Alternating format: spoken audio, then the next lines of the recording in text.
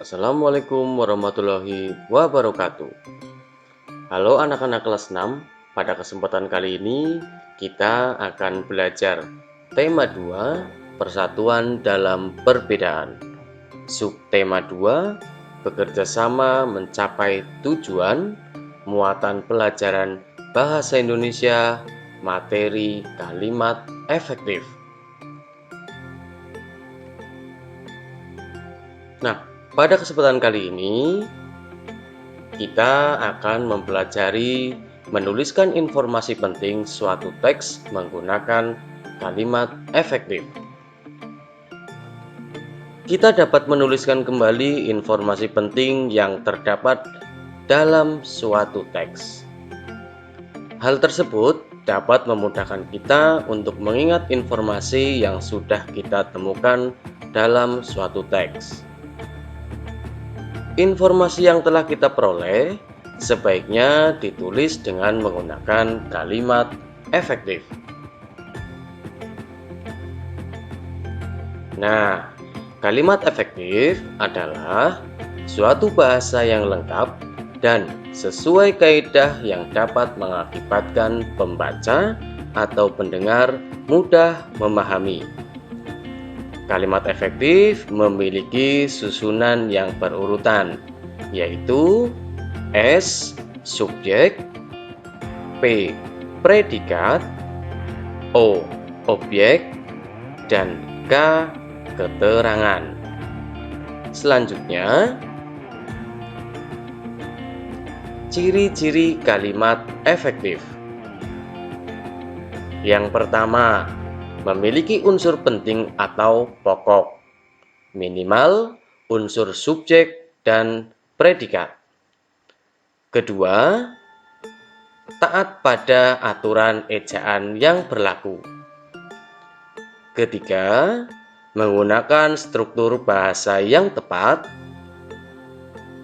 Yang keempat, menggunakan pilihan kata atau diksi yang tepat. Dan yang terakhir, menghemat menggunakan kata, yaitu tidak menggunakan dua kata atau lebih yang bermakna sama dalam satu kalimat. Unsur kalimat efektif. Unsur kalimat efektif terdiri atas subjek, predikat, objek, dan keterangan. Syarat untuk membuat kalimat dapat dipenuhi minimal dengan unsur dan predikat.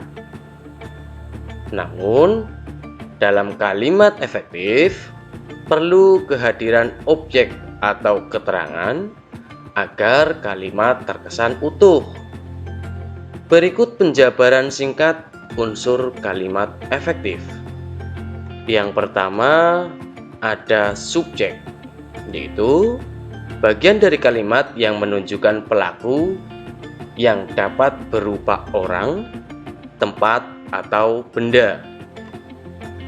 Kemudian yang kedua, predikat, bagian kalimat yang menunjukkan apa yang dilakukan oleh subjek, biasanya berupa kata kerja. Yang ketiga, ada objek, bagian kalimat yang menunjukkan hal atau benda yang menjadi sasaran, biasanya berupa nomina. Dan yang terakhir ada keterangan, kalimat yang menunjukkan tujuan, cara, waktu, tempat, atau sebab akibat. Biasanya ditandai dengan penggunaan konjungsi atau kata hubung. Nah, sekarang kita perhatikan contoh kalimat efektif berikut ini. Ibu belanja buah, sayur, telur, dan beras di pasar. Ibu sebagai subjek, belanja sebagai predikat, buah, sayur, telur, dan beras sebagai objek, terakhir di pasar sebagai keterangan. Mari kita simak contoh yang kedua. Insinyur Soekarno dan Dr. Andes Muhammad Hatta memproklamasikan kemerdekaan Indonesia di Jakarta. Insinyur Soekarno dan Dr. Andes Muhammad Hatta sebagai subjek, memproklamasikan sebagai predikat, kemerdekaan Indonesia sebagai objek, dan di Jakarta sebagai keterangan. Baik. Nah, kemudian melengkapi peta pikiran menggunakan kalimat efektif. Saat membuat peta pikiran, akan lebih baik jika kamu menggunakan kalimat efektif. Hal tersebut dapat meningkatkan kemampuanmu menulis sesuai dengan kaidah bahasa Indonesia yang baik dan benar.